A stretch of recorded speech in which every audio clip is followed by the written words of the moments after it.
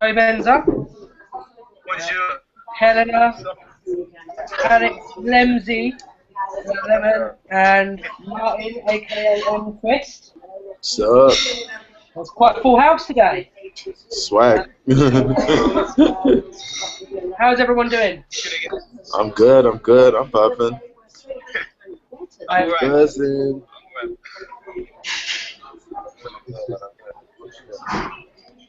Oh, right. Colourful cast of people today. It's like the weirdest orgy I've ever been to. Right, so let's get started. What I like to do to introduce all of the guests is a thing called an elevator pitch. Where basically, you each have 60 seconds to sort of introduce yourselves. Nice.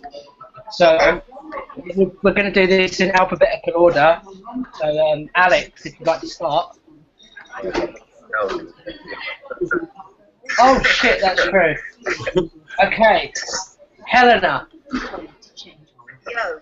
Say hello to everyone. Yeah, talk about yourself, yeah. So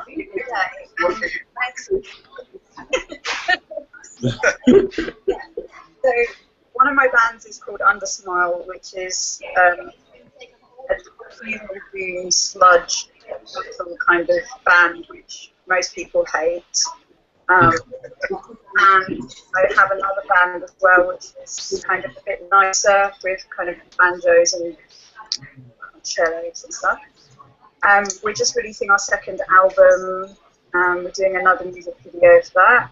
We're playing a huge festival in Holland in April, Roadburn. Should be pretty awesome. And that's about it. Okay. And also, I'm an acupuncturist. So you like sludge metal with sticking needles in people, basically. Basically, that's your thing. Right up your alley. Right up her alley. Say this, basically. Swag. Yes. Wicked, yeah. To each their own. Okay, Joey, you're up next.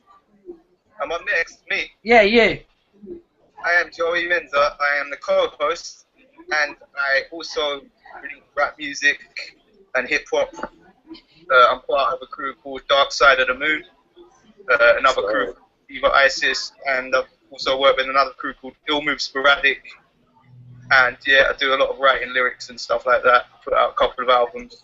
And I'm also a teacher of English as a foreign language, and I'll be leaving to do that in a couple of weeks in Japan. So yeah, that's about it. That's intense. Where are you going? Osaka, Tokyo? Yeah, Tokyo, yeah. Nice. Yeah. Crazy, man. Crazy.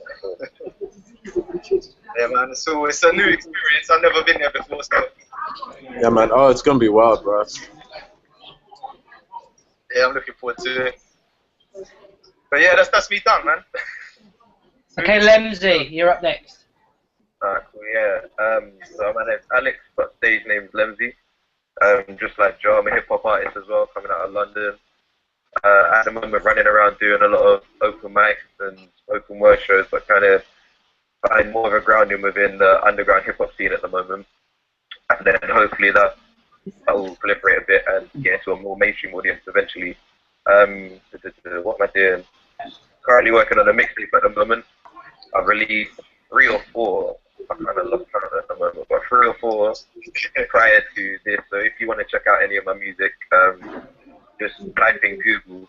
Google is everyone's friend. Just type in and then it'll come up. You got that Google ranking game down then, yeah? I don't even know if I've got Google ranking. I think because no one else, nothing else is called Lemsey. That is pretty good, man. Martin, you should link up with Lemsey. Hey. Check it out. I've got him on the show for a reason. Alright, I got you. Martin, you're up next. What's up, guys? My name's Martin. Martin is unexpected guest. Yeah. Okay, My name's Martin, aka M2S, Crash the Party. I'm in Staines right now. Big up Ali G.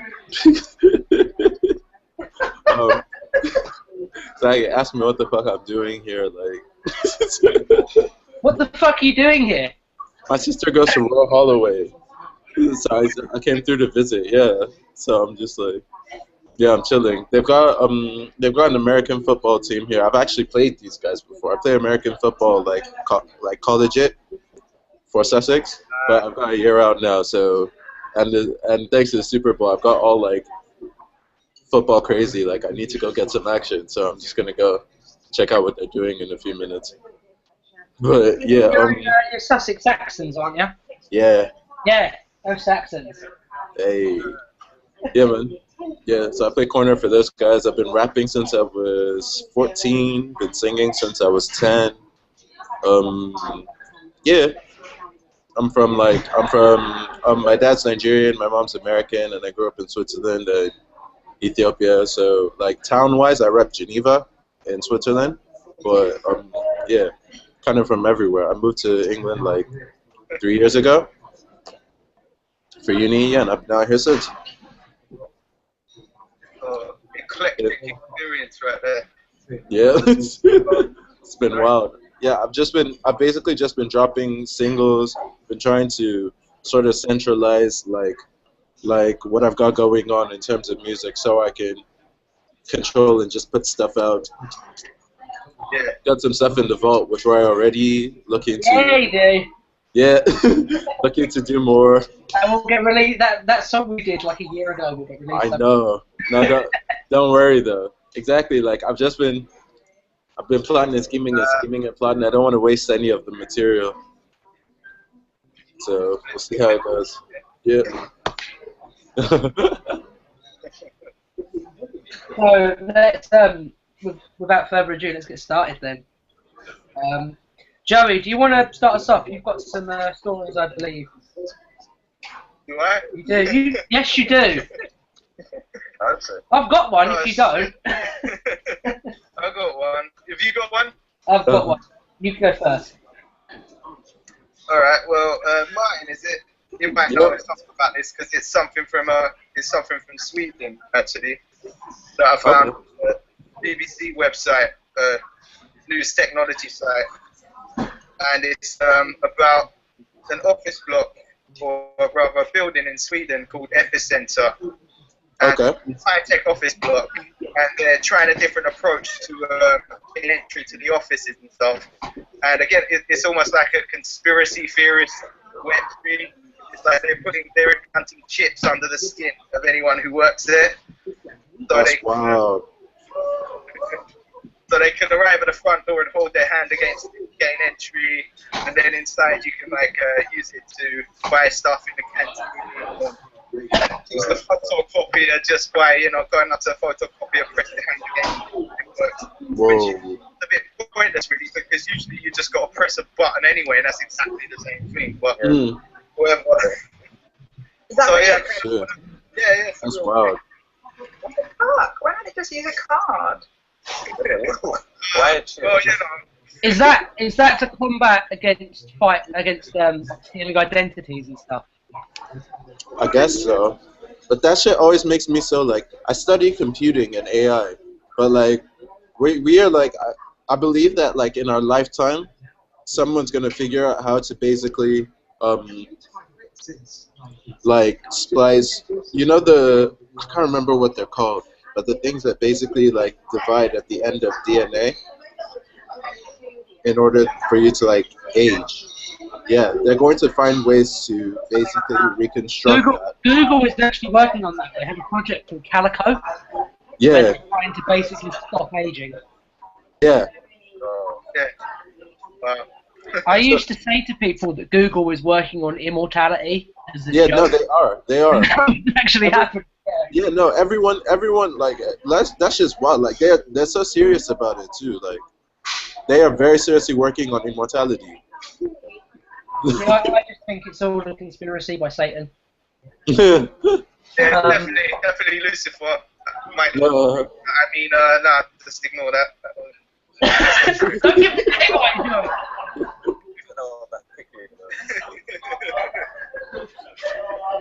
Sorry, Dark One. can't imagine. I think I would do it if you could sort of have a get out clause. Like if there was a way to switch it off, then I would go for it. Well, like, you'd have suicide moves like Futurama. That'd be cool. Going out. That'd be fucking awesome, actually. But that would work for about me. the whole identity theft thing is that it doesn't protect your identity. Like, if you have an implant of any kind to get into buildings and stuff, all it means is that once your identity gets stolen, you're fucked. It's like, Exactly. oh, someone stole my identity. I guess they need new fingers and new eyes. Exactly. That's the thing. That's it. I don't understand why it's supposed to be more convenient, really. It's just like, yeah, because it was so inconvenient before, the way I had to reach in my pocket and get my wallet out and hold it against something. I mean, fuck that. That just takes too long, man. You know? See, there's 20 seconds in your life, you'll never get them back. Like reaching in my pocket, and it's just like, Something with iris recognition, weren't they? Oh, goodness. yeah, they do face recognition in places. I've got a mate who works in IT in a Barclays building in London, and he says the main office on the top floor, you have facial recognition to get in there. The whole top floor is basically the boss's office. It's massive, but you have facial recognition scanners if you want to enter. So, So, what happens if someone grows a beard? We have that too. Huh? What happens if someone gets scarred in an accident and grows a beard? Like, that could fall apart so easily. Yeah. Oops. An eye in an accident or something. Yeah. Oh, that's so horrible. I lost my eye, got my face burned by acid, and got fired all on the same day. Oh, at the same time. Okay. What do you think, Helena, What, of facial recognition? of all of this shit? I'm not going to be having, like, microchips and shit inserted in my neck like a cat. You know? That sounds like fun. You know, my sensories hard. Yeah. But it's like, you can be tracked with that kind of stuff, and I know it is like conspiracy theory type of thing, but at the same time, these things are starting to become a reality now, and that is kind of scary because it means there's no escape from you know, the power of the state, I suppose. Yeah, and I also say that the ones that we protect from are the ones that are always one step ahead of everyone else. So the people that we're trying to save ourselves from aren't in the whole game in the first place. They know how to play it. So we're being controlled, and they're not. Yeah. But this, I mean, I can remember seeing someone who said he'd spoken to, you know, one of the Rothschilds or whatever, and said basically that was supposed to have chips, so it made transactions easier for people. But it's also you can turn the chip off, and then you have no access to any, you know, money, so you can't transact, you can't eat, you can't. You know, it's a certain idea. There's a lot of people think stuff like contact with stuff where, I don't know if you got up in London, set in London. Yeah. I am together, so yeah, so you don't actually have money, you just have visual assets. Where yeah, that's it, man. I was back in London for a bit last week. I'm not there at the moment. I went back, and I don't know. I've not been there for a while. I don't know when they started doing bus. Right. What the fuck? it makes no sense whatsoever, man. I was standing like 3 a.m. in the morning. Obviously, I didn't have any money on it. I ain't got any cash either, so they say, you gotta wait for the one or go to the cash point. They weren't waiting for nothing, they just, obviously, night must be, you gotta wait at least half an hour. Yeah, and that's the thing, man. But they hide it as well behind this kind of idea of, oh, it's all for your convenience. It's all for you know, it's all to help you. It's like those, it's like you know, the registers in supermarkets and that, all the automated ones now. It's like, yeah, it's for custom service. It makes it easy to do. It's like, no, it doesn't. What you're doing is save money by not having food there that you have to pay. It's bullshit. Just be honest with it. You know? Be honest. Just say what you fucking mean. Just be like, yeah, okay, you guys are fucked. Like, just say it, like, because either ways we're fucked. Like, might as well just be straight up. Like, just be straight up. Like, why waste everyone's time?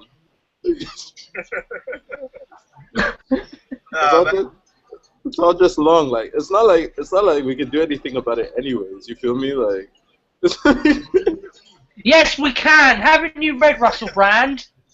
well, you know, revolution and he's been going in like power. Down No. Thatcher. Like, this is the age where we have, like, I think you guys actually have to dip right now. illusion to think that we don't have power. You know, it's just seeing all of that bullshit overwhelm us to the point that we don't have any power anymore. You know, to empower ourselves and start believing in what we're saying and not being so fucking lazy all the time like most people are. Well, it's convenience, isn't it? I mean, that's the blessing and the curse of things like the internet, really, isn't it? Is that in some ways you can argue that it makes people lazy, but at the same time, it's something that enables us to communicate and to put out information that might not otherwise be there. Back when you only had like TV and radio, it was only official. A lot of it, the majority of it was official government broadcasts. You know, you heard what wanted you to hear about situations in the world. And that was it. And now we have all this kind of access to information, and we can put information out. So really, it's quite powerful for the other person. But it also kind of just makes you sit there as well and become a hashtag activist. Yeah. Also, the problem that happens is That shit works though. Saturated. It makes a difference. We've got information overload.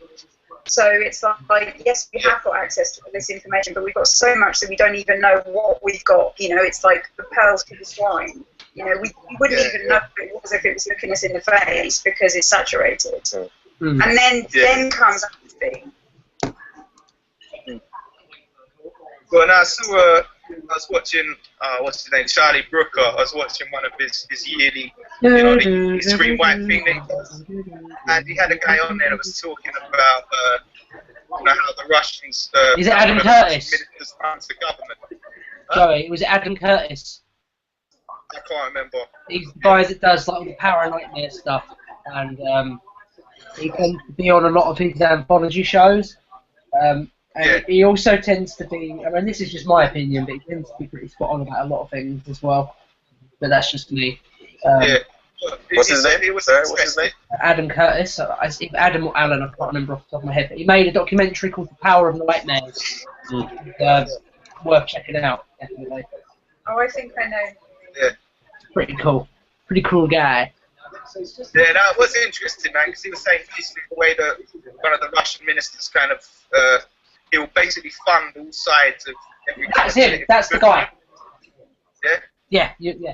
Yeah. So basically, people, and this kind of goes back to the information overload and people not really knowing what to think, is that if they're simultaneously, like, say, funding a right-wing kind of misogynist organisation and funding a feminist organisation at the same time, no one really knows what they actually believe and what their actual goals are. So it just becomes saturated with all this stuff. Yeah, and no one really knows. So in action, it just creates this kind of stagnant way that people, you know, this kind of idea, the way people don't really know what to do. Martin is leaving, by the way, so everyone say goodbye to Martin. Bye, Martin. See you guys in a sec. Bye, where you going? Football. Back here.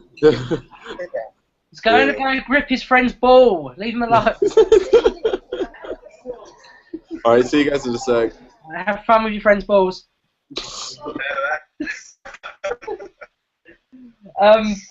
You will. Nothing more to say to that. Yeah, I think you pretty much covered that one. That was beautiful, though. That was amazing. So that was something quite serious and ridiculous. What? I'm gonna talk about some petty bullshit now, if that's all right. Yeah, I'm all for Let's that. hear it. Let's hear it. Petty bullshit. Do people here like Star Wars? That's a fucking loaded question. Hey, you like Star Wars? It's alright. It's alright, yeah. I'm not a massive fan. But You know Ewan McGregor? Yeah. He's been bitching about the new Star Wars film. Has he? Yeah. What's he been saying? Oh, he's saying something about the lightsaber or something. Yeah, but everyone's been taking a piss out of that lightsaber, man, because it's a fucking stupid idea. Fucking Stephen Colbert disproved that notion. And loads of fucking. What's up with this lightsaber? It's got a hilt. Yeah. It's got like one blade that comes out of the top like a normal lightsaber, and two little like ping ping ones that come out of the side. Like you know, like the hand guard you have on a sword. Like the hand guard you have across the sword. It's like that, but they're like little lightsaber bits coming out the sides instead of having that. I just think swear. Like, what's the point in that? I think it's meant to be. It's like a little crust or something. Yeah, it's like a hand guard. Ain't you seen the videos taking the piss out of that? Where like they've re-edited the video so he gets the lightsaber out and all this other shit starts coming out of it like a Swiss Army knife. Yeah, yeah. Man, people are taking the piss out of it. I just think it's funny that Ewan McGregor's doing it because I just think he's butthurt over not being invited back. Of course, yeah, of course he is. Basically. Why ain't he invited back? I don't even know that. Because he hasn't done anything, has he? It's just a different cast, isn't it? Yeah. No, they're bringing back the big three. They're bringing back Luke, Leia, and Han. Apparently. Yeah? Yeah. And apparently Mark Hamill... They're bringing back like Hamill as... Yeah, he's going to be back as Luke Skywalker, yeah. Shit, man, those guys are old. They're not going to be like the main guys in it. They're going to be like the mentors. Man. It's going to be like Last of the Summer Wine up in that shit. Yeah. You say that like it's a bad thing. I can't wait to see fucking Han Solo with the Zimmer frame and his fucking big glasses trying to pilot the Millennium Falcon. Yeah, it's cool, man. I shouldn't be so ageist, you know. Yeah. It's I need to check my young person privilege with that. Yeah, check your privilege, Joey. Jesus. But yeah, man. So he doesn't want to. He's just butthurt because he doesn't. He's just like my favourite thing about. I've got the quote, the exact quote he said. I should really have pulled that up first. Yeah, it could have helped. It would have helped.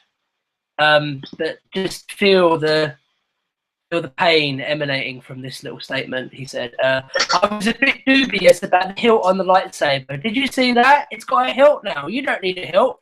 If you know how to handle a lightsaber like we did, then you don't need a hilt. That's just one thing I think they might have gotten wrong." Yeah, do things like that. I'm Obi-Wan fucking Kenobi. Oh, Jesus. Anyway, yeah, he's had his moment in the Star Wars franchise. Come on. Yeah, and he was happy with that. In his defense, he was probably the best thing in the prequels. So. But, yeah, he was pretty good. But that's a bit like saying you're the most handsome man in the burn clinic. That's true. Let's actually talk about something we can all participate in. Joey, have you got anything? Nothing else right now, man. I'm not at my laptop anymore. I've just come downstairs quick. But once I get back up, I'll look something. I'll put a couple of things up. So I'll go in a sec. Yeah, you got anything else? Though? I have. A couple of things. Let me just have a look. Okay. More movie stuff, just for the moment, just because it's the only tab I've got open. You know Indiana Jones? Have you heard about Indiana Jones? Oh God. They are rebooting. Do I want to hear this? You might, because I think it's one of those things where you hear it and you're like, oh shit, and then you think about it and then you're like, it could be good, and then you think about it again and you're like, well, it could not be good. It's one of those things. Shit. You know, it'll be shit. It will be shit. They're redoing Indiana Jones. And I know it's gonna be shit. Wait, let me finish. They're allegedly remaking Indiana Jones with Chris Pratt from Guardians of the Galaxy and Parks and Recreation as Indy. Why? I swear, didn't they just do another Indiana Jones like? No, that didn't happen. Shut up. That didn't happen. Did not happen. I swear that was Indiana Jones. It was, but it didn't happen. I never saw that, man. I never saw it because I knew it'd be another disappointment. All right, best bits. Like, by best, I mean obviously fucking awful. He survives a nuclear bomb by hiding in a fridge. In a fridge, yeah. It turns out in the end it's aliens, and they get John Hurt, one of the best actors of his generation, to play a dude who can't communicate in proper words. That's fucking genius. And yeah. That's what I do. And it turns out that the great treasure that they were looking for all along was knowledge. So it must be satirical. it's almost like a parody of that's an Indiana cop-out, Jones isn't it? movie. Yeah. That's a satirical play. That's not real. Oh dear. Knowledge. It's pretty awful. Oh, and Shia LaBeouf's in it as well. Oh well, yeah. I don't know what you're trying to say by saying that, really. Well, you know, obviously he is the best actor of our generation, so that's actually a mark in its favour. To be fair, I mean, did you see Transformers? I did. His performance was breathtaking. Mate, the dialogue in that, it's like reading Dostoevsky. It's amazing. Yeah, shit films, actually. I quite enjoyed the first one. But I was just thinking to myself. That one was cool, isn't it? I tell you what, actually, the last one, this is the thing, I hate them, but I've seen all of them at least twice, and the last one was by far the best that I've seen. Is that the one without? It's the one with the dinosaur robots in it. The Dinobots. Yeah. It was the best one. It had the best acting. It had the best script. It had the best cast. It was a solid 3 out of 10. Solid 3 out of 10. That sounds good. Yeah. Yeah, I'll get it on DVD now. To be honest, in my case, I've just stopped caring about any movie that isn't Marvel because it's just all shit now. Everything in Hollywood that comes out of Hollywood is shit. The thing is, like, it sounds jaded to say it, but a lot of it is, man. There's not much coming out. There's a lot coming out this year. I think this year might be able to turn it around. But Yeah, I'm hoping so. well, there's a lot coming out this year, and odds are at least one of them is going to be good. So yeah, is there anything music related? Can I do the Azalea Banks thing yet, or do you want to hold that off for later? You can do it if you want. I mean, Do you guys know about what's been happening with Azalea Banks? What's happening with her? Helena, do you know who Azalea Banks is? You don't? Let me just tell you that I don't watch TV and I don't read the newspapers and I don't listen to the radio and I generally try not to hear about any kind of shit. So you're like the perfect guest for this show. I Then. don't actually know anything as such. Okay. Can I quote you on that? Yeah, I'll quote you on that. I'm sure you will. Helena Stern. I don't actually know anything as such. Yeah, well, the next time we're having an argument, I don't expect you to tell me that. I don't know that. I just mean I don't know nonsense out in the media. Yeah. Oh, this is nonsense. This is like prime I know what nonsense. you mean. I do know what you mean. Yeah. Who is this Azalea person? Azalea Banks is she's a rapper. She was really big a few years ago. She had a song called 212. Right. Which is well known for its amazing hook. You know, I guess that cunt getting eaten. I guess that cunt getting eaten. I guess that cunt getting eaten. Oh, blimey. So it's topical. That's some raunchy shit right there. It was, yeah. I'm trying to find. I am at the moment frantically searching, and I'm going to give you an overview. But I've got some tweets that she's written, and I'm going to read them out, and we'll discuss what we think of the content of what's been said. Good. I personally think that she's just incredibly entertaining. She is, yeah. That's all I really want from an art. Like, that's definitely a way to describe her. in an age where artists, in my opinion, in the mainstream music are just grander than they've ever been. I even though I don't like her, I wouldn't say I liked her. She is definitely not boring. She got into a big debate with Iggy Azalea. I suppose you don't know. It's Azalea Banks versus Iggy Azalea, and they wonder why people get confused over this. So, on the one hand, you've got this woman who is basically like a black supremacist and believes in voodoo. And, there's this... This is the witchcraft thing, then? I'm going to talk about the witchcraft thing, but I'm just... I haven't heard about this. Classic. It is pretty good, isn't it? Right. I'm trying to find... I had literally... all of them, and then they're gone because my computer hates me. Oh, she got into a debate with not a debate, a beef. She got into beef with Iggy Azalea, who is a white Australian woman who raps in a fake black American accent and is generally just incredibly unpleasant. Yeah, and she sucks. And she's pretty shit as well. Well, to be fair, she knows her way around the flow. She just can't write lyrics. Yeah. That's a very good analysis. Yeah. I'll give her that. She can flow okay. Yeah, like that's literally the one nice thing I have to say about her. It's pop music, though, isn't it? Really. Yeah, it is. I find, because I like to pay a lot of attention to lyrics, and I just find a lot of them very upsetting, just because it's just like, what I mean, if you are going to say something, do they think about what they're saying? But you know, you look at lyrics and you just think, Jesus. I mean, this is your message to the world.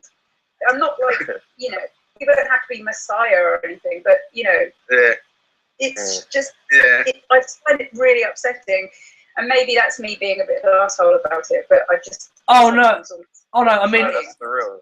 Helena, to be fair, you're sitting with 3 rappers, and we all agree with you. Which probably should say a lot about where we feel the current music scene is at.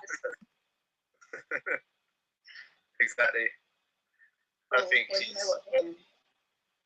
it's just disposable, isn't it? I can't remember who said it, but it's fast food music, really. A lot of this kind of stuff. It's sort of here today, gone today. Yeah, exactly. It's not. I don't think it's supposed to be. They're not going for substance, are they? They're just going for catchy and anything that's catchy. And I think that's the kind of good turn on it. Like, you know, it is like fast food. It's meaningless. It's just pointless. It's just satisfies some kind of instant need somehow, although it doesn't for me. I just find myself looking around for anything that has any kind of meaning whatsoever, and then people be like, "Oh, you're an emo, or you're this and you're that." It's like, oh, you know, it's like calling you a hipster and everything like that. It's like, no, I just read a book every now and again, and I'm not an idiot. I tell you what, none of you guys watched last week's show, did you? Don't lie, none of you watched it. I fucking know. There's nothing to be ashamed of. I played a game with the guys that we had on where I read out some gangster rap lyrics, and then I just gauged people's reaction. I think I'm going to bring it back today. I'm bringing that shit back because I just enjoyed it, and I think that this is the perfect panel to bring that back. Really? Yeah, no, absolutely. Well, we've got 2 rappers, and we've got someone who pays loads of scrutiny and cares for lyrics. So it's perfect. Yeah, it'll work. All right, we're going to do the Azalea Banks thing now, though. I'm going to read. This is a collection of tweets, but it was basically clearly written as like a single cohesive statement. And I'm interested to see what all your thoughts are. So, first tweet reads like this: "I'm really a witch, but really, it's all about magic. The most magical people are the ones who have to deal with oppression because the non-magical are jealous. That's why Jews and blacks have been persecuted over and over throughout history, because they have the most magic. Aryans have no magic, and they're mad about it." See, what I'm trying to... I'll stop you there. I am mad. I haven't got magic. It's not fair. I want some of that magic, man. In a rage. I am pissed about my non-magic abilities. You know, this actually gets better, right? We've actually stopped at the point where it starts to get funny. Is there We've actually stopped. Is that everything she said? Sorry? Is there more tweets, or is that everything she said? No, there's more. I was at like the halfway point. This hasn't gone like proper tinfoil hat crazy yet. We're still around the periphery of the crazy sphere. So all I'm trying to say is that black people are naturally born seers, diviners, witches, and wizards. We have real supernatural powers, and the sooner we all learn to cultivate and access them, the sooner we can really fix shit. What? I'm not joking. I'm not joking. I'm so serious. Seriously. Once all black people learn how to kill and sicken people without actually touching them, the sooner we can really get from under Whitey's foot. Y'all niggas think I'm playing. I don't give a fuck if y'all think I'm crazy. I know what I'm talking about. It's time to make them pay.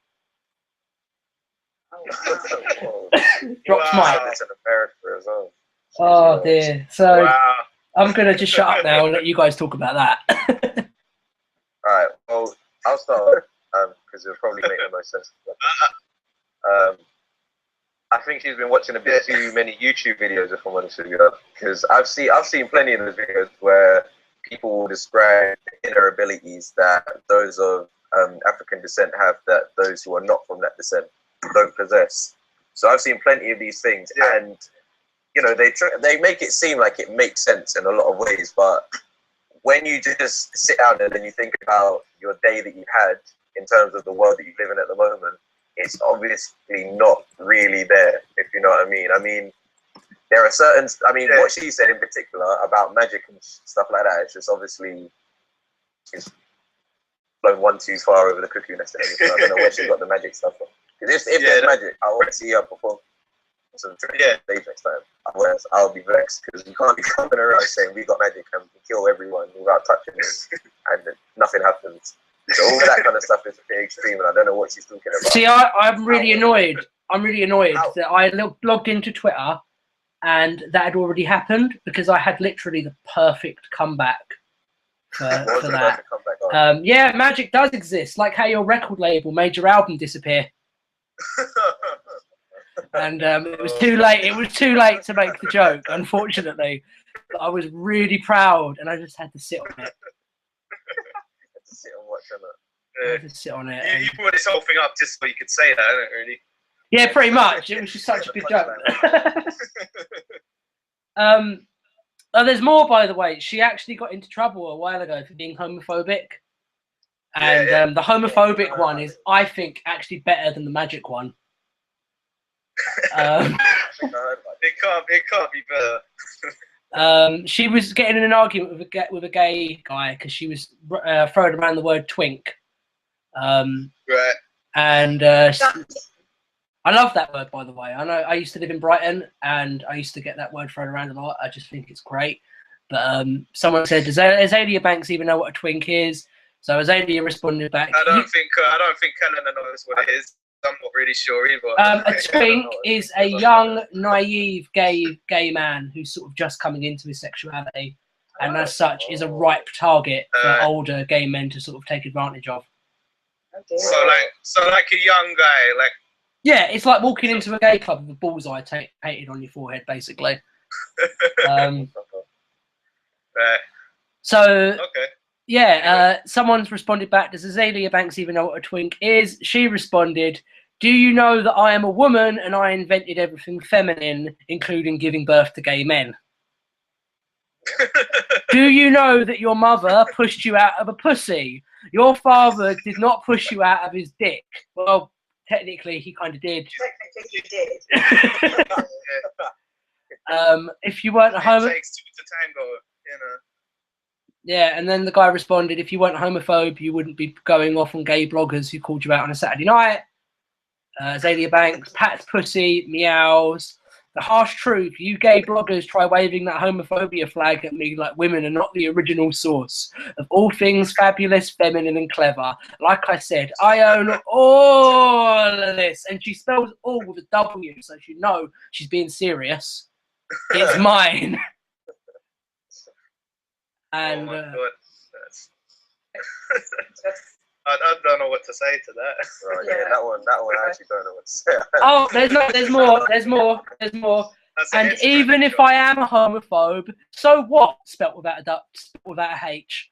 I still make more $ sign than you, and have an extra hole, and still own everything. What is she? What's it? What's everything? What? Yeah, what? Own everything. Does she mean like in the context of when people own shit on the internet? Like, I think she means like universally by the sounds of it. That's what it sounds like. Yeah. I think she's I doing think that she might thing. be a little bit psychotic by the sounds of You reach it. that Kanye West level of I am a god kind of stuff. Oh, it's way no, Yeah. it's way, Yeah. Kanye West. I've got a feeling that Kanye West is actually a really genius satirist, and like it's all a joke. Because if you listen to his lyrics, he occasionally says something really self-aware, and you sort of think to yourself, Yeah. this cannot be the man that said that George Bush doesn't care about black people. It's got to all be a fucking prank. But this is just genuine, like. Yeah, so no, he did it on a Hurricane Katrina relief hotline thing. He was stood next to, he was stood next to fucking Mike Myers. Yeah. But Mike Myers just like looked at him like, oh, what? You practically see him like kind of sidestepping away from him. Yeah. Jesus. I think that Jesus, I should say. yeah, Jesus. I have issues with people like this in the world because I'm kind of like consider myself to be, our intention that we put out into the world is really powerful. Like that's where all power is. People think that we don't have any, but No, it's magic, Helena. It's magic. Here, but like I'm really kind of interested in like frequencies of things, and like for example, like an emotional guidance system. So the difference between if we're vibrating at the level of fear, that's really low down on the scale, whereas like appreciation and gratitude are really high, and higher than that is love, and obviously down at them is like depression and non-motion. And I think if they said like love is at 500 on the scale, we as humans are supposed to operate around about 207, which is obviously quite shit. And this woman is obviously really low down on the scale. I don't know. I think she might be right up the top, further than love. Someone is going to quote you out of someone is going to quote you out of context on that, Helena, and make you look like the most horrible person that's ever walked the earth. Is really, if she's talking about like harming people, then that's quite, repulsive. If she gets like a following, then that's creating an energetic shift. Whether you like it or not, it is. To be fair, Helena, it is mostly crazy people that are like still following her. Most of us pretty much just called her a twat for all intents and purposes. Like, well, yeah, she obviously is a twat, but then you get people who don't know what to think because of this whole apathy thing that we were talking about. They like to get false power in places, so they just follow somebody who's more powerful in some way than they are because they're drones, Well, so of course, but that's what everyone does to an extent, don't they? Everyone follows other people who they consider to be charismatic. Yes, they do. Exactly. People flock to those people who have a lot of who are very forceful with their opinions and voice their opinions very well and have quite strong kind of identities. People love those types of people. It's kind of that's the thing. But once those people start spouting, hate rhetoric or whatever, I mean, they're allowed to do that. But obviously it does create it has negative connotations for society because people are going to take those opinions seriously and they're going to act out on them sometimes because some people are just fucking stupid. There's not two ways about it. But the other kind of defining factor of it is the level of consciousness that each person has, and normally when it's towards hate and shit like that, those are the people on the planet that aren't in any way awake. They're operating on a subconscious kind of frequency where they're just like, they're malleable. They can be influenced. They're idiots, And they're talking that real talk, Oh, the nastiest stuff happens when people aren't, really in touch with their true selves, their source energy, which comes from the heart. I know this, people always think I'm a hippie, but that's what I, I always do. That's what I would say about you. Well, Helena knows that as well. She knows me. So. Yeah, it's fine. So, But yeah, know that you have a stone in place of your heart. yeah, no, it's a piece of flint. I can vouch for that, by the way. Yeah, it's true. It's true.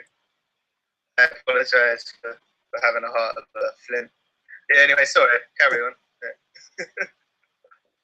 So I was actually, it's a bit difficult to like go into it all now, but I was talking to somebody earlier on because one of the things that I'm going to be developing in my business is I'm going to be doing like a meditation, healing music. I don't know what I'm going to write yet, but I'm going to write healing. Normally, the stuff I write is really either horrible. I like discord, but I like to resolve the discord so that you've got that kind of juxtaposition between the two. And it's like, you know, there's a movement going on. I naturally write miserable stuff and I like it, but I've got to the stage now where I'm like, shall I try to start writing something that's actually uplifting for once in my whole life? And I've always thought I couldn't, but I've got to the point now I've gone, you know, and I want to start implementing what I do in my practice, which is basically healing, and it's meditative music with, you know, quite trancey kind of stuff. But then I'm going to embed it with frequencies, and then these frequencies do you know relate to chakras. I remember you saying it before, actually, when I was talking to you about when you were recording the album, and you were saying that you wanted to put frequencies into it, but you didn't get the chance at the end. I remember you saying that. Could I just say as well, now that the reason I do know Helena at all is because I was a big fan of her band. So that's how I know her anyway. So yeah, just so I get that out there. So Joey likes the horrible music. Like some people are just actually people have said to us, they've sent us messages saying things like, "Why the fuck don't you just kill yourself? Why don't you just get back in your grave?" And we just find it so amusing. If they realise how much it brightens up my day. If you look on one of our videos, is called Milk, and there's like over 60,000 hits on the video. And if you just read the hatred in there, it's just like I love it. I love it just because it's so utterly ridiculous. It's just I feed on your hatred. It makes me stronger. It's just like so idiotic. Yeah, well, I guess that's the nature of the internet, isn't it? You always get a lot of people who are just going to hate on anything they can, anything they just don't really think. You know, it's even just taste, like, this isn't to my taste, therefore I fucking hate it.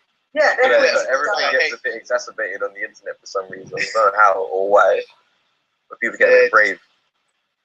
Yeah, of course, man. Well, you're at home, minute sitting behind a keyboard warrior. Yeah, exactly. Okay. Like, you know, internet gangsters, isn't it? The same thing. Pretty much. I actually wrote a song about that on my first mixtape. It was called VR Trooper. There's a fucking obscure reference for everyone. If anyone knows what that's a reference to, then what is it? Reference to. You're gonna get cryptic. I'm gonna get all cryptic and shit, but it was about keyboard warriors. Yeah. And what was one of the lines? No live streams of your Rage Against the Machine. It seems that you do a lot of it at night in your dreams. Which is basically how I feel. A lot of the people that sort of share all of these like conspiracy and sort of political hardline statuses and stuff. Yeah, yeah. And I saw an amazing one the other day from Britain First. Yeah, yeah. Yeah, where? A fine political party if there ever was one. Britain First, mate. Britain First. Yeah. Britain First. Wait 1 minute. Wait. That is... Shut up, Little Wayne. Not now, Little Wayne. Sit in the corner with Big Wayne. And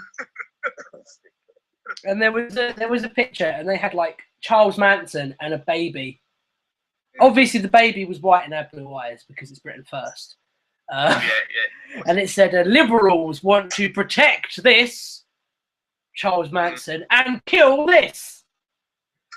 And it was like they're two completely different issues. Shit, man, they know my plans. They want to kill the baby. I love that. Like They're all baby killers, isn't it? That's Obvious. common knowledge. Come on, that's standard. Yeah, that's standard. Isn't it? Do you know what I think is the ultimate sort of nail in the coffin of the whole left versus right debate? Right. I think the fact that whenever a right-wing person is making a straw man out of a left-wing person, the right-wing person will exaggerate everything and create opinions that the left person apparently holds that don't even exist. Like, you know how they criticize Obama and they say, like, oh, he's setting up these FEMA death camps and he wants to kill the white people and all this stuff, right? Yeah. Whereas if a left person is straw manning a right-wing person, they just say their opinions. Yeah. Well, then that's not really a straw man, is it? No, they don't need to straw man them. And that to me is, yeah, that's why I think the whole left versus right debate is stupid. It's like, on the one hand, it's like, do you want to root for letting the government control you or basic human fucking decency? Exactly. It doesn't really make too much sense. This is the thing. It's like people often labor onto the illusion that the left want less state control, but really a lot of the time the left do want the state control. They just want it to be fair. It's more like right-wing people and right-wing people want less state control, but they want the corporate interest to be completely in control of the state anyway. Yeah, I actually thought about this morning as well. And one little way that I thought about it was when it comes to the left and right. When you have the left, it seems the primary thought that they'll have is the people, and then after that it will be stuff like finances, the economy, etc., and how the people be reflected within it. Whereas on the right, the primary thought will be the economy, or looking at how the finances are going to operate, and then see how you can also assimilate people into those plans of the finances after. So it's all about capitalism. Well, it's like compassion. If we take it that far. I mean, the other thing that I think consider, you know, the idea that you get more right wing as you get older. Yeah. I think that my personal theory as to why that is because, you know, human beings have only really been around for about 100,000 years. Well, yeah. Right. I think that. No, not 6,000 years. It's 6,000 years. The Earth's only 6,000 years old, remember? Okay. Assuming that the theory. Checkmate, atheist. Sorry, assuming that the theory of evolution is correct, right? We've only been around for 100,000 years, and the human brain actually starts to slow down and go into entropy after you reach about 30. And my personal theory is, you know how the life expectancy rate has skyrocketed in the last 100 years, right? I think that human beings were never really meant to live to like 60, 70 years old. And I also think that if you look at all of the right-wing policies, they're all pandering to older people. All of them are. Of course they are, yeah. So, you know the whole controversy mark that we were talking about last time, Joey? I've now crossed over into Logan's Run and like eugenics and shit. No, I'm not, but we worked out that last time we did the show, literally almost every statement I made could be construed as being horribly offensive to someone. Yeah. The last show that we did was pretty eventful in that way. I think you probably managed to offend pretty much everyone. Much. It was good stuff. It was. I enjoyed it. Right, we're going to do the gangster rap lyric thing. Yeah, let's go. I'm going to read out some classic gangster rap lines, and I just want to get. Wait, what's the objective of this? Just to have a laugh, basically, and laugh at some funny lyrics. All right, okay, cool. I'm not going to read out good lyrics. I'm not going to I'm not going to start reading out "Dance with the Devil" or. Okay. These are just. Although some of them are just weird, as well. Some of them are from. Not all of these. I don't think that all these rappers are bad. I think some of them are just odd lines from good rappers. Just quickly, yeah. You kind of reminded me of. Did you ever see that thing that went round on Facebook and stuff, where it was a kind of quiz where you had to? There was a line. You know, there was like a selection of about 10 different sort of questions you had to answer, and it was to guess whether the line in front of you was written by Cool Keith or James Joyce. Yes, yes, I did see that. That was great. And it was actually pretty difficult. It was. It was. I got a newfound respect. Man, it was surprising. I had a newfound respect for James Joyce after that. Okay, and we're going to start with a Lil Wayne one. Because it seems like the only way to go, basically. My sex game is stupid. My head is the dumbest. I promise I should be hooked on phonics. What was the last one? The last line was, I promise I should be hooked on phonics. Oh dear. Just doesn't mean anything. And I agree with the first part. It's getting the dumbest. Is that song? I like Is the way that he's Every Girl or promising. something? It is Every Girl, yeah, it is. Oh, that song has got some amazing lyrics in it. He's just The first line, he doesn't write anything down, does he? Even No, he freestyles everything, which is why everything he spits is garbage nowadays. Yeah, you can tell. Is that? What do you think of that, Helena? Well, You can say it's shit, basically. Just saying shit, then we'll move on. I just want to know if, like, the public listen to the lyrics. I honestly don't think they do. And something else I've noticed as well is people in general have no fucking clue of tempos either. They want a 4/4 tempo the whole time, and they want to just listen to just anything that's in a 4/4 beat. If you do something slightly with the timing, they don't enjoy it at all, and you fuck them up. And it almost makes me want to do it on purpose, if you know what I mean. Just because I don't mean to be, to sound like an arsehole, but it's just obvious, and it's also nonsense. What is it? Fair enough, be abstract, but that isn't abstract. That's just shit. Yeah. Can I just interject? And it's good nonsense, but there's bad nonsense. Oh yeah, no. One of my favourite nonsense lines of anything is, and he's doing it to be ridiculous as well, which is fine. Like this is stupid, the whole Lil Wayne thing, because he's playing it straight. But there was a great Tech 9 line where he basically parodied this entire genre of rap music, and it was, listen, they call me genius, I run the show. Women, be on my penis, it's wonderful.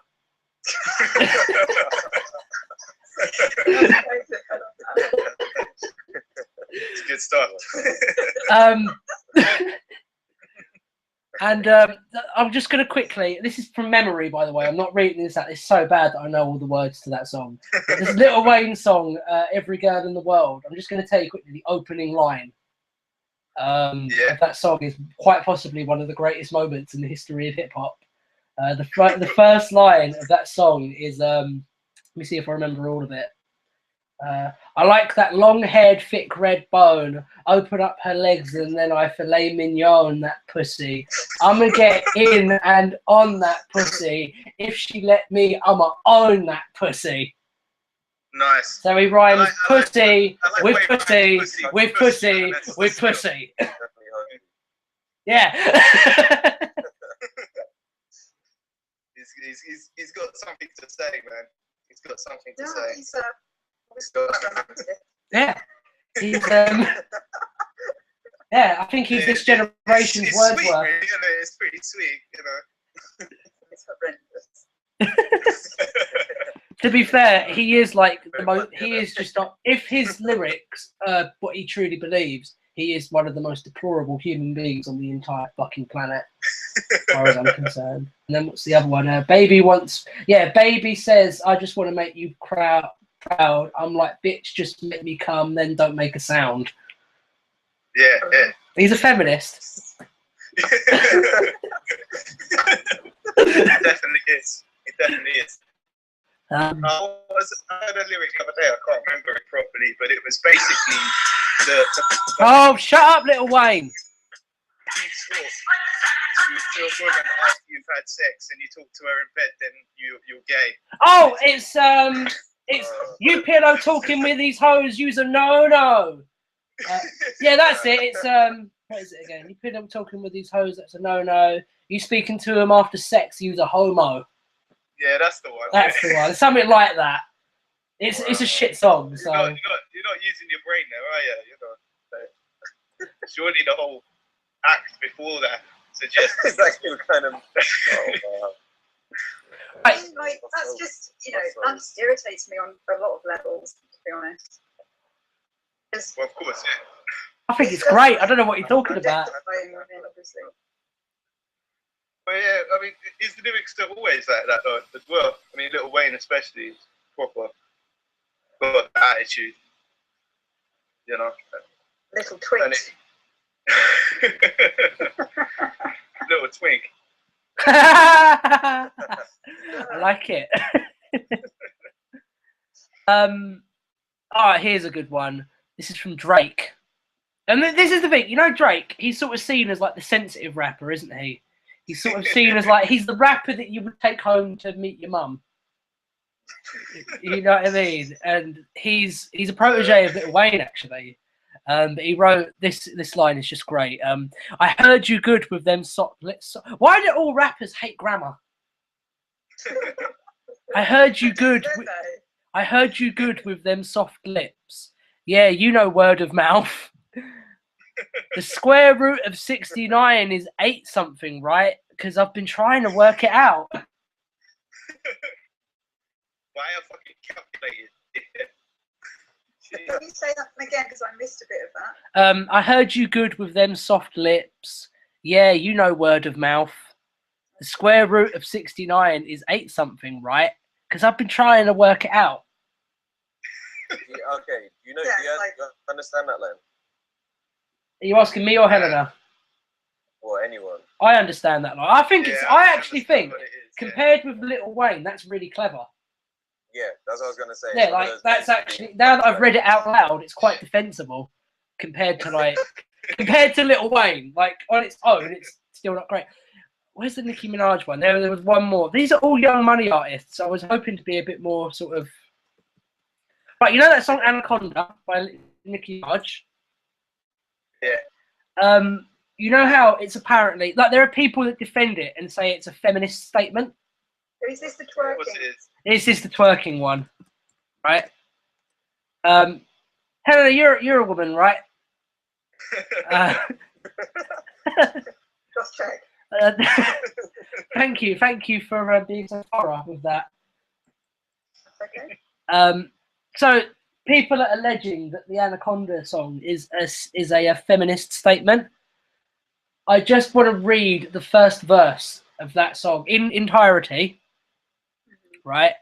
And Oh, I please. want people to. I want you to basically say whether you agree if it's a great feminist statement in the vein of Emily Pankhurst or Jermaine Greer.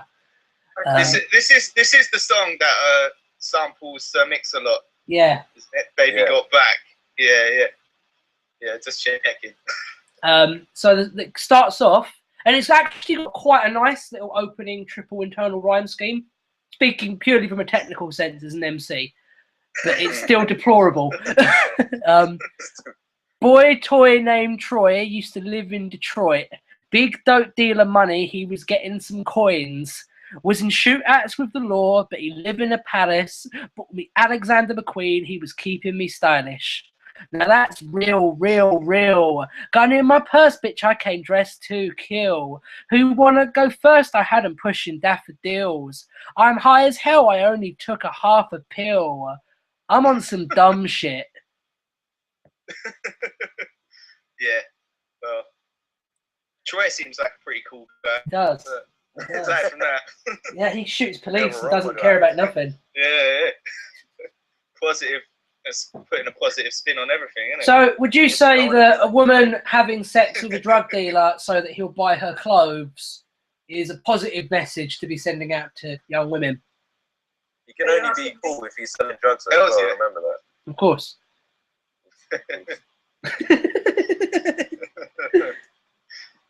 Of course, it's a positive message. You know, that's what every young woman hopes to hear. Because, you know, we need some guidance at the end of the day. And I mean, Yeah. if it weren't for people like her, then I mean, I really wouldn't know what to do. The thing that worries me is that my 11-year-old daughter was talking about this. I didn't even, I didn't know any of these songs, and she was telling me about it. I was just like, oh God. And then I hear it's all about twerking. I mean, fair enough, twerk if you want to. That's absolutely fine. You've got an arse. If you want to twerk, well, fine. It's not about twerking though. That's the thing. It's about having a big bum and having sex with drug dealers. Yeah, which It's true. it's about which it's not. I don't, as a woman, understand what feminism is, and I don't actually know if there are many people that really do understand what it is. It's so I think that the term egalitarian there's so many has sort of overtaken, like the term egalitarian, which basically just means everyone's equal. I think that has sort of that term and that way of thinking has sort of supplanted the need for feminism in the Western world. And I think I think it has, and a lot of feminists nowadays are basically female supremacists. Yeah, basically, it seems that way. That's the problem, though, isn't it? It's tackling the issue of like gender equality, isn't it? Really, but it's only doing it from one perspective, which doesn't really help. So, if you ask me, it's almost like it's turning in on itself. It's saying weird things, and I don't feel comfortable with a lot of things which are supposedly feminist, because I'm just like, why? It feels wrong to me as a person on lots of different levels. So I wouldn't call myself a feminist, although I think everyone is equal completely. Yeah. No, I agree. I used to call myself they feminist. They have problems with in terms of feminism, because they preach this idea of of female empowerment, which is a good thing, but at the same time they kind of suggest that females don't have any agency in anything they do. It's almost like they're kind of two polar opposites in things. They kind of try and make it like we're really powerful, but also we need lots of extra protection and we need lots of help to do everything because we're only women. It's just kind of insulting to women, I think, really. Well, in a lot of ways. That's a very nuanced and intelligent way of looking at it. Sorry, I know that I've been making lots of dick jokes throughout the course of this, but that was genuinely a really good point. Well, that's okay. We're all adults here, I think. Probably. I'm not. But... Amazing documentary just the other day by the lead singer from a band called Bikini Kill. They're cool. They are very cool. Yeah, I remember the kind of riot girl movement and all that kind of stuff. Was that? Yeah. It was really, really interesting from what angles that some people are coming from because they want to empower themselves. I'm all for people empowering themselves. I just feel like sometimes people go about it in a way which creates a really strange energy to get to them, if that makes sense. It's like, what is the best you're going to hope for when you do get your message out? How is that going to land and be received? There's lots of other better ways to go about it rather than to provoke people into, giving you attention because you've pissed them off, or the balance has gone one way and then another. It doesn't seem balanced to me. I think that's the problem with that whole issue. Really, is that it's pushed too far the other way in terms of the ideologues that kind of spout that kind of rhetoric, because it's kind of pushed it too far in the opposite direction, where it has become about, like you said, right, it's like female supremacy basically, and it's gone too far in that sense, and I think it's turning a lot of people off feminism because it's become about a lot of kind of professional victimhood complexes. Yeah, be like how Anita Sarkeesian has a go at video games for portraying women as damsels in distress, then behaves like a damsel in distress herself. Yeah, exactly. Yeah, exactly. And the whole thing, and it kind of all this kind of Western, like first world problem feminism, which is, I mean, like shirt storm. Does anyone know about shirt storm? Yeah. Oh my God, that was great. Oh well, you may have landed a spaceship on a comet, and your research could potentially have saved the future of the human race via mining asteroids for resources. But I don't like your shirt, so fuck you. Yeah, your shirt has pictures on it, and they're all women. Do you know what my favourite thing about that? I wrote a tweet about that, and it offended a bunch of feminists. And my tweet, which was I thought was a bit of gold, but I basically said no one seems to be talking, no feminists seem to be talking about the fact that the shirt was actually designed by a woman. But why would they? Yeah. She's only a woman. Yeah. I think, like, in that respect, obviously everyone completely overreacted, and it was such a shame. I mean, I don't think it was the best kind of most thought out item of clothing, but No, but the Oh, dude, yeah. the dude works for NASA. He's not going to be thinking about his items of clothing. He's too busy Yes. trying to make sure that Yeah. humanity isn't Yeah. extinct in 100 years. I think Yeah, I that's think- the thing, though, isn't it? The tension is so high at the moment that it's like these nitty-gritty details, which really are superfluous to anything, are being highlighted, and the whole point was completely missed. And obviously the guy was then in tears. I didn't see it because I didn't want to, but I heard about it, and I was just like, oh, fucking hell, you know. Well, it's another kind of contradiction, isn't it? Because it's like, well, I tell you I what, agree with this, is that women should be able to wear what they want. I But tell you what, you can't wear that. Joey, Yeah. Just a man wearing. Joey, Yeah. do you watch Don't Flop? Mm, Rap Battle Leagues. not really. No, Okay, no. are you familiar? Are you familiar with Moz Prob? Who, what? Moz Prob, the guy from Don't Flop. I The know rapper. who he is, but Okay, well, I used to know him personally, and name drop, by the way, clang. But when I first saw, he looks just like the scientist, and when I first saw the picture of this guy with the shirt on, I thought that he got into trouble over something. oh, shit, what's happened? Yeah. How did he start working for NASA? What's that? Right. Yeah. That was crazy, man. I thought it was just.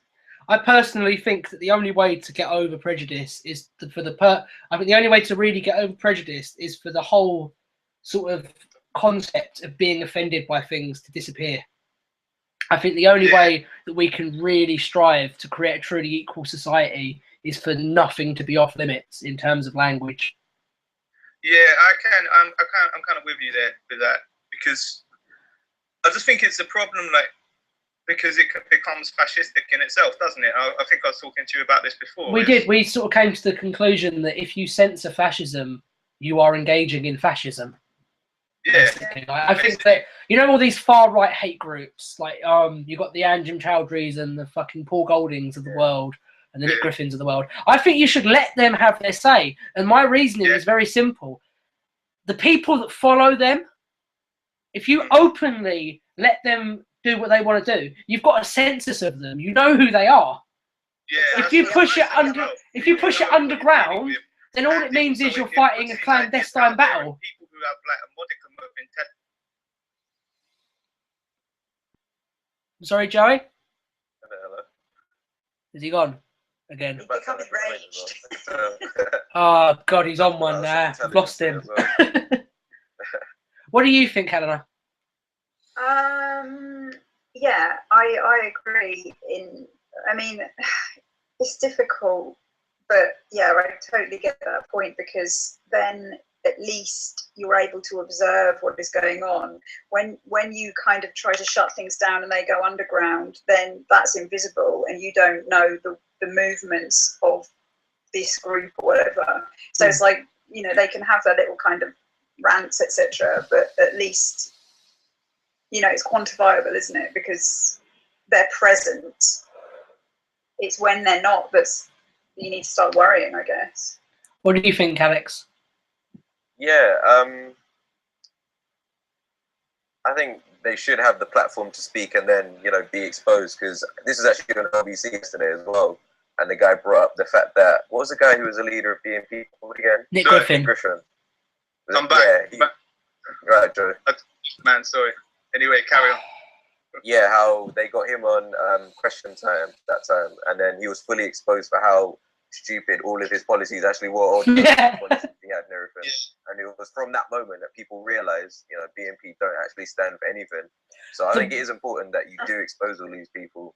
The one thing I will say about these far right groups, I don't agree with any of them, but I also don't agree with the way that the mainstream and the left engages them, right? And my reasoning for that is that if you say you get like Nigel Farage on a chat show or whatever, most of the dissent against him is going to be, you're a racist.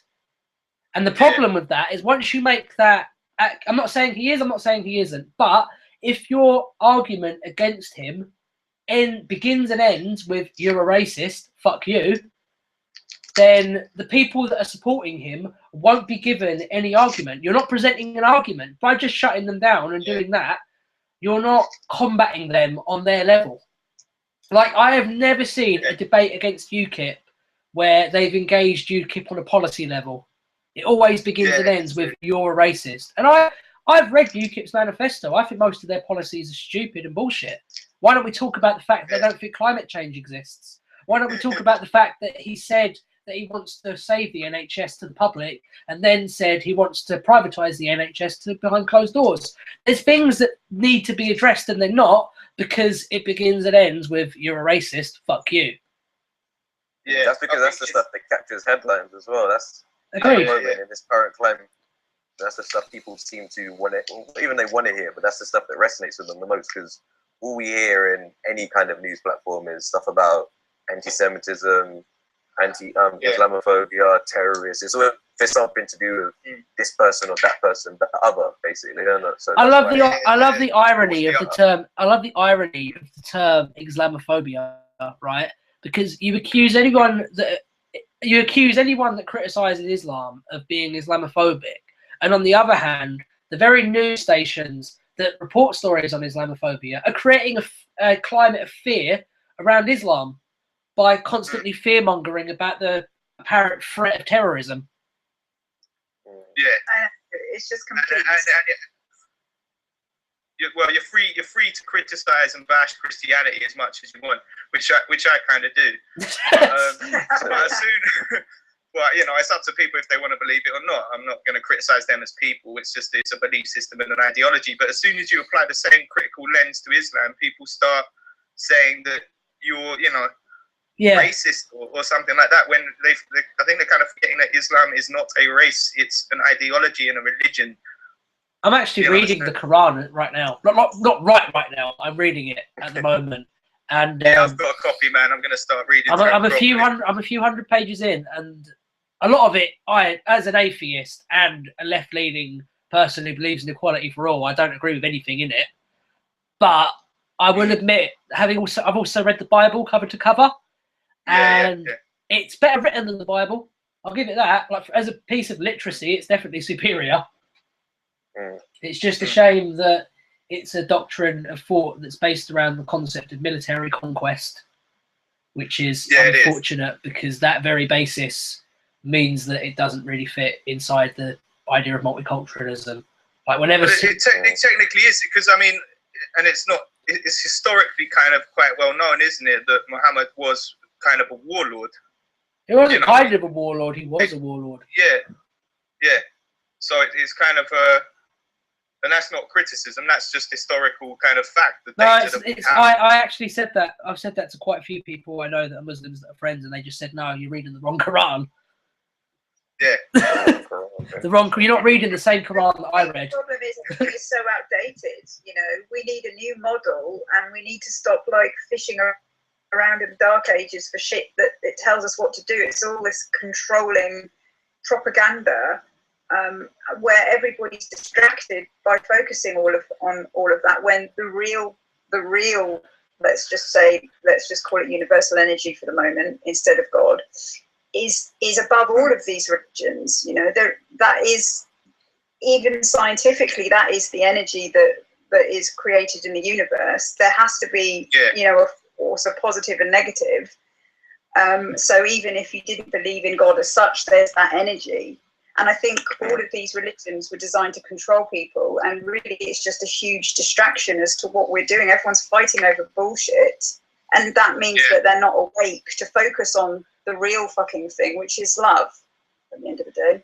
We are all... What is it? You know, what is that quote again? Positive, I guess positive energy is a good way to put it, versus negative energy, isn't it? And they both I think especially organized religion does contribute a lot of negative. You know, it spreads bad ideas within its ideology. Well, yeah, exactly. The way I see it is that some of the ideas are okay, but it has, you know, premises in it and hypotheses in there that are flawed and bad ideas. No, Joey, I've got to disagree with you there. I think it's all bullshit and it all needs to die out as soon as possible. But well, yeah, that's just me. But that's not really disagreeing with me because basically no, because you're saying no, you're an apologist. You're saying, oh well, it's got some good ideas. It's got some good ideas. You're not being hardline enough. But the thing is, the way I sort of look at life and the way I sort of look at the human experience is that we're just a bunch of over-evolved monkeys that are clinging to a rock that's hurtling through a vast empty void. The mistake that we make is not recognizing the fact that that's miraculous. Like we always look for more. We always look for the man behind the curtain. We always look for some deeper meaning when really it's just here. It's just this. It's just us, and we should be happy with the fact that we're here and we've got this wonderful world to experience, and stop looking for invisible men in the clouds. Yeah. Yeah. I It's true. agree with what you just said there, basically, because, you know, they're always saying, like, this is all an illusion. Well, we're always looking for something out there. It's like, no, the thing out there is inside us. I know I keep going on about the heart all the time, but, you know, even scientific studies have shown now that the electromagnetic output of the heart is like 60 times more than that of the brain. Is that true? Yeah, and that's just mental. And the more I'm like really interested in metaphysics, I'm not even going to say that I, you know, understand half of it or quantum physics, but I, you know, have been doing shit like this since I was little. I like that you. Could I just say that from an intellectual perspective, I really respect the fact that you said that you don't know a lot about it, because a lot of people will sort of read a Deepak Chopra book and then think that they're an expert on spirituality. Yeah, well, everybody thinks that they are. But I was saying to somebody earlier who's quite ill at the moment, I was sending them some healing, and he was just talking about karma, and I was basically saying, you know, it's not like this is this transferable thing. If your intention is pure, then you don't have to worry about anything. Like, this is what it comes down to. What is your intention? You know,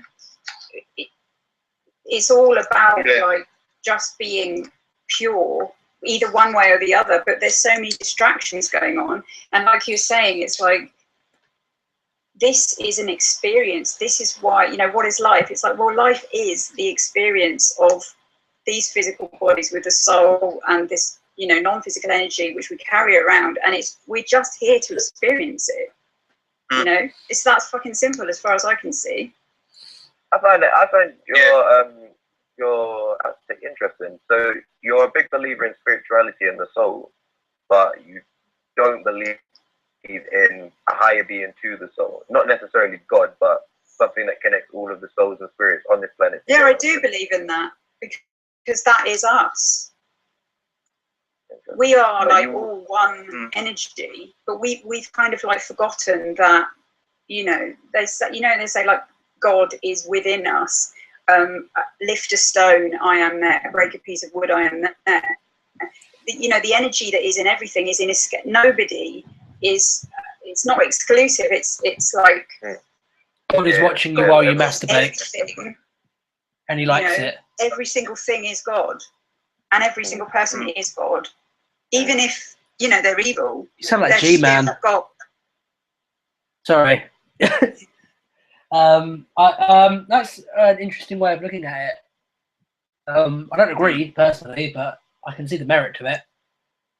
Yeah, well, I think you know, if you're just looking at even just as energy in less of a metaphysical sense, and actually as energy you can measure in terms of, you know, just even electrical impulses and stuff, and the way energy moves around just in the universe in general and between everyone, that's a kind of force in itself, you know, and that exists. That's definitely there. So that's, yeah, like there's so many studies happening on it now that it's unbelievable. It penetrates us, it binds us. There's over 300,000. Surrounds all living things.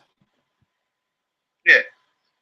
mean, it does. You know, there is energy in the universe, and it moves around, and that's just kind of basically a scientific fact of energy exerts itself and moves objects, etc. And that's in itself is a force. So in terms of that, I believe it. That was a beautifully vague statement, Joey. Oh well, there's energy and thing, you know, But you know, moves for things example, around. But it is, you know, it's distribution of energy and the way the universe functions. It is kind of made up of it. That's all. It's not like anything to do with, in my sense, it's not anything to do with spirituality or a creator or anything like that. It's just exists. Yeah, sorry guys, I'm gonna have to put the duck now.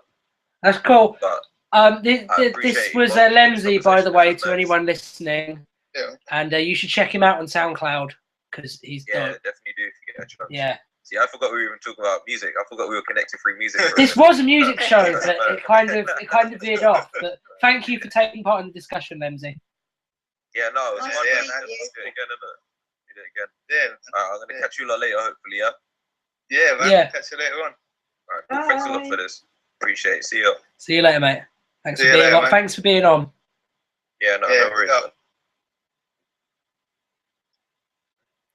And then there were three. Hello. Indeed. Hello, everyone. Hello, hi. Hello. Oh Good God, day. I hate talking about God and stuff like that. I do say you should never bring up politics or religion, which is why I endeavour every show to bring up both. Yeah. I mean, it's so kind of subjective to everybody, but everybody's reality is separate and it's different, isn't it? So it doesn't even matter like what is what. It kind of does. The thing is, everyone's belief system makes up what they are, you know. I think in a world where certain belief systems don't have to pay taxes, it kind of does matter. And certain belief systems are encouraging countries where sexually transmitted diseases are a huge concern not to use condoms. It does matter. And I think that when certain belief systems are being used as justifications to go to countries and commit genocide, it does matter. But that's just me. I see what you're saying. I wasn't talking in such a kind of way. I'm being very specific though, so you know there is that. Whereas you were sort of speaking in more of a general sense, and I think that in an ideal world, you're absolutely right. It shouldn't matter at all. Yeah. It's your own personal ideology, basically, is what you're saying. And that shouldn't impact too much. I think one of the other problems with it is when it holds back progress for society, both, you know, within scientific process and also the idea of inaccurate history, you know, that such as the biblical interpretation of the creation of the universe and things like that. They are problematic for people, and it can hold us back from. Helena, have you heard of a guy progress. called Ken Ham? Ken Ham? Yeah. No. Have you heard of Bill Nye? Who? Bill Nye, the science guy. Bill Nye. I don't think so. Bill Nye is the science guy. He used to do a kids' TV show, sort of explaining basic science, and he's a bit of a hero to the like atheist logician sort of side of the theological spectrum. Basically, Ken Ham is sort of like, he styles himself as Bill Nye's equivalent in the creationist world. And I think it was about a couple of years ago now, he raised from his pastors $73 million to build a life-size replica of Noah's Ark. Like 73 million. 73 mil, and yeah. I'm not gonna have any critique to that. Where is his museum? Do you know, in the States? What state is his museum in? Probably like Skokie, Illinois, or somewhere like that. That is brilliant. You have to check that out. Yeah, no, he has this thing called the Creation Museum, which is basically a museum of world history, natural history, from a creationist perspective, and it's got like little kids riding raptors and stuff. Yeah, riding dinosaurs. It's like the Flintstones, basically. Yeah, but more ridiculous than the Flintstones. And it's kind of set up like this is what happened. This is scientific. Yeah, fact. that's what I have a problem with. It's funny, but it's horrifying. I think it's great as mythology. I'll say that. Yeah. It's very like the Bible was a fun read. Shut up, you apologist. You deserved that, really, didn't you? I'm not really, because I'm not defending the tenets. I'm just saying it's fun. It's a fun storybook. I wasn't defending the tenets either. You didn't let me finish my statement, and I was going to say that basically anything that's in the religious texts from Abrahamic religions that are good ideas are kind of piggybacked from just basic social cohesion in the first place. Social cohesion. That sounds like communism to me. Well, you shouldn't murder people, things like that. They're not really. No, I'm pretty sure that the Bible says that if someone disagrees with you or is a different skin colour, you're allowed to murder them. I'm pretty sure it says that. Course. It's in Ezekiel 19, I believe. It does say both, actually. There's but, some crazy stuff in all of these religious texts, though, isn't there? There's some really kind of worrying things that have come out of those, which, it's just backward as far as I'm concerned. Well, I'm actually quite thankful to the Bible, to be honest. I'm actually I hold it in reverence in one respect. I mean, it did turn me into an atheist, so. Up to awakening. It turns you into one. You make it sound like some sort of mutation that literally, I got halfway through Genesis and then decided I'd had enough of believing. Like I got to Sodom and Gomorrah, and I got to the bit where the two daughters are taking turns raping their dad in a cave, and then I just had enough, basically. That bit. And they're the good guy. By the way, Helena, if you don't know, they're the good guys in the story. Yeah. I haven't read all of the Bible. I've dipped in and out of it, let's say. So you sound like pretty much the typical Christian then. Pardon? Pretty much the typical Christian then. Oh yeah, well I was brought up very strict Christian when I was younger, and I used to have to go to Sunday school and all of that, and I remember it being Sunday and just people singing and doing that thing where they connect with their Lord and everything, and they just raise their hand in the air with their eyes closed. I remember looking at them and thinking, oh my goodness, out of here, just glorious sky daddy, bathe me in your light. Yeah. I mean, whatever way you connect with your own kind of source energy is good, but I just don't appreciate kind of the methods that people, and I think they miss all of that real connection as well, and they kind of, it's a misdirection. And I think in terms of connecting with your spiritual self, I find that masturbating to scat porn does it for me. But, you find what? I find masturbating to scat porn does it for me. Or is it something else just equally as What did you think I said? I thought you said something masturbating with something. What was something? One was just some kind of horn of some kind. A horn? How does that work? Do you mean when you say a horn, do you literally mean like a bull's horn, or do you mean like a horn that you blow into? That was the first thing that popped to mind. How would that even work? If no one can see me, but I'm actually doing the motion right now and trying to work out the mechanics of it, and it's not working for me. Well, I believe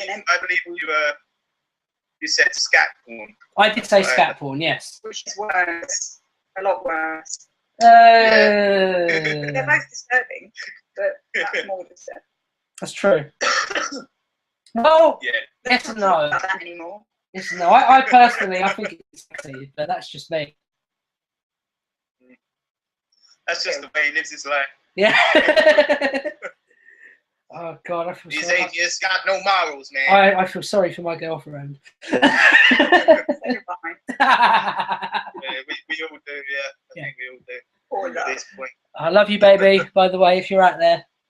I bet you force her to listen to all your shows, don't you? Force is a strong word. And then you quiz her on them afterwards. I just, no, I don't force her to watch them. I just get really angry if she doesn't.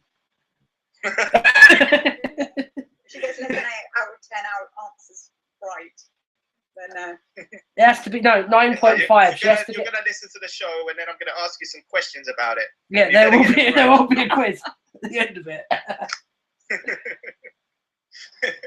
Pop quiz. Pop quiz. yeah. Well, So what's Ryan? What are you guys in a band together, or not the crew or whatever? no. The origin of me and Joey is it's a dark tale that is not to be told. No, we just met each other on Facebook and hit it off. I think we were trolling, and we were both separately trolling the same person. Yeah, I think it was me, you, and Kurdish Nautica. Me, you, and Curtis were we were trolling it was either someone who thought the Illuminati was real or someone who was a literal creationist. It was one of those two. Yeah, it was something like that. And my girlfriend just messaged me on Facebook, by the way, and said I just tuned back in and I'm scared. Hi again, baby. That's freaky, just as you mentioned her. Literally, yeah. That's psychically. Yeah, see, the power of telekinesis is strong. Yeah. Yeah. Fuck yeah. But we were trolling, and we just sort of all coalesced together into a beautiful three-pronged attack. And I believe that you were. I was the bad cop, and Joey was the good cop. I believe. I'm usually the bad cop. It doesn't sound like me. No, but that was before you met me and realised that there was someone worse than him. Yeah, militant is militant. I am a militant. What's the So word? you've been fast friends ever since. Pretty much, yeah. We sort of bonded really quickly after that, and then. Well, I was kind of interested in doing videos and stuff. I do YouTube videos as well. I do like rap videos, obviously, as well as doing music, and we sort of he does rants. Yeah, I did one about Russell Brand that pissed a load of people off because I read his book and I worked out that if you take a literal interpretation of what he's preaching, it comes out the other end as an authoritarian theocracy, right? And I posted the video onto one of his fan groups, and the response I got from his fans was basically, "Don't question him. Why are you questioning him? It doesn't help." Don't question our glorious leader. And I was like, "Oh well, you know, point Kim fucking Jong Brand." yeah, point fucking proven." Yeah. I tend to mainly target stupid racist statements or stupid religious people. I like my main sort of wheelhouse, and people who misuse science, because I'm a little bit of a science geek as well, and I hate it. I hate to people misuse science. Like anti-vax people. Oh yeah, sort of the eugenics kind of thing. The people who won't vaccinate their children against preventable diseases because someone who was in Santa Baby 2 told them not to. And obviously, having an autistic son means that you're more of an expert on autism than fucking doctors. Yeah, well, of course it does, you know. Anecdotal evidence. I don't have, like, you know, I appreciate Western medicine for what it's done, but I actually don't massively respect it because I feel that... I know what you mean. I don't respect it as a paradigm. I don't respect it from a big business point of view, but I do also accept the fact that, you know what we call alternative medicine that's been proven to work? Medicine. Yeah. Sorry, I took, the other day, like, I get really bad headaches, and the other day I took a natural remedy that was derived from the bark of willow. It's called aspirin. Like the whole idea that, it's got chemicals in it, so it's bad. Water's a chemical. It is a good point actually. Don't you be But I think drinking that water? It's got chemicals in it. These are things that often have been proven to work. You know, that's the gist of it. Is that people experiment and test these things multiple times with a lot of scrutiny, and we come out with a product that works for most people. Yeah. Yeah, they do. They do. But there's a problem in that, you know, we're not looking at the root cause of these problems. We're creating a temporary fix. You know, that's why people go like 60 years being on their various, you know, whatever pills they've been given. So this root cause is never actually being treated. They're never actually being cured. And the pharmaceutical industry is just carrying on, you know, it's just absolutely ridiculous. Yeah, I think sometimes it is more dealing with the symptom than the cause, isn't it? But you know, there's a few ways of thinking about that. But I think, you know, it takes something simplistic like painkillers. I mean, it's obviously dealing with the symptom. It's not going to make whatever's hurting you better, but it will ease the suffering. So. Well, yeah, and there's other problems with that as well, though, which is that the more shit you put into your system, then your liver and your gallbladder is going to be unable to function at the same, you know, efficiency as it would have done. So when you start taking more, let's say, like paracetamols or codeine or whatever, like I did a while ago, my migraines started coming back because I'd started fucking with my liver, you know. Yeah. So we need to be really careful about, you know, just plastering us, like antidepressants, for example, another really good example of someone has got a root cause issue that we don't bother looking at. We just kind of put a plaster on it and push them away. But that deals with the symptoms in the short term. It's creating, you know, a physical and emotional problem which is never being addressed. Yeah, I agree with that to an extent. Just from people that I've met who have been, you know, to see someone about depression, and there's no kind of dialogue about it. For some people, it's just like, right, we'll just put you on antidepressants and that's that. It's not really dealing with any issues that might make them either depressed or have psychological problems. It's just saying, okay, we'll dope you up, and that's enough, you know. Yeah. So, I think that the time has come to start to wrap this up.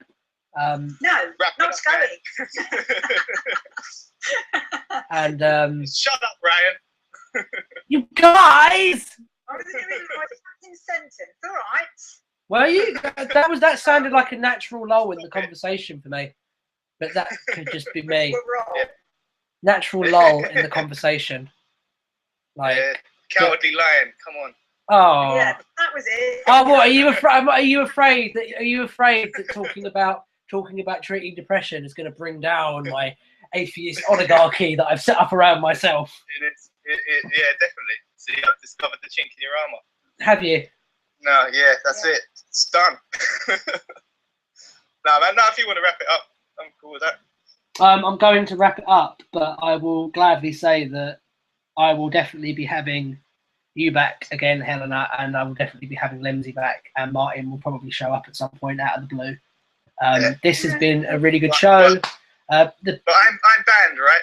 Yeah, you can fuck right off, Joey. Fuck you, fuck the horse you came in on. That's all of your ideas, all of your fucking ideas, right? Fuck no, fuck you, fuck off. Right. No. I love it when you talk that way to me. I know, right? Already, I tell you what, mate. That is actually why I've got to like wrap it up, because me and Joey have got to go have Skype sex after this. Yeah. So I mean, I did think there was some kind of, you know, something going on. It's gonna be hot. It's gonna be hot. You say that like we try and hide it. You say that like it's subtext. I'm bringing it into the text. Me and Joey get excited later on. Definitely, yeah. So yeah, no, I'm done. What was your band again, by the way? So I can plug it. Yeah. Before I plug Joey. Oh, the main one is Undersmile. And the new album is called. The album is called Anadonia, which is And what the record- inability to experience pleasure, which we quite like. It is Cool. pretty good. The record label this time is going to be Black Bow Records. Right, Yeah, okay. nice shout out for the label. Yeah. Yeah. You gotta know where to get these things. Hi, man. Black That's right, Bow. the label. Hi, Black Bow Record. Share this podcast because one of your artists is on it. Do the right Yeah. thing. Oh God, I hope they don't hear this. I will make sure that they do. To be fair, you did just promote your new album, and you held your own in a discussion show with a twat like me. So you're doing pretty well. Like, I can Yeah. sleep safe. I can say with some confidence that out of all the people on this show, you don't come off the worst. Yeah. Reassuring. Mind you, that's not saying much. I mean, the show does have me on it and you. Yeah, So. that is Yeah. true. One of you is an owl, so. Yeah. It is a little bit like saying you're the best musician in Nickelback. What are you And talking about? that was- Nickelback are awesome. that was a proper cheap shot, wasn't it? I felt that was such a cheap shot at Nickelback. Mind you, fuck them. So Yeah, they're shit. yeah, they are shit. Suck They a are. dick, I'll tell you what, you know Chad Kroger, a man with no beginning to his talents, right? I'm gonna actually. This is my final thought. Chad Kroger looks like a cross between a horse and a child's drawing of Jesus. Right, I'm out. I'm Nice. Ryan, and I'm out. This has been Singing Soapbox. Hope we'll see you And I'm next Joey week. Menza. And that's Joey Menza, belongs in Mensa, and Yeah. and Helena from Undersmile. And check Undersmile out if you like your sludgy doomy metal, or if you don't and you want to see what all the fuss is about, check it out. It's pretty sick. Yeah. Right, goodbye everyone. Say bye guys. Adios.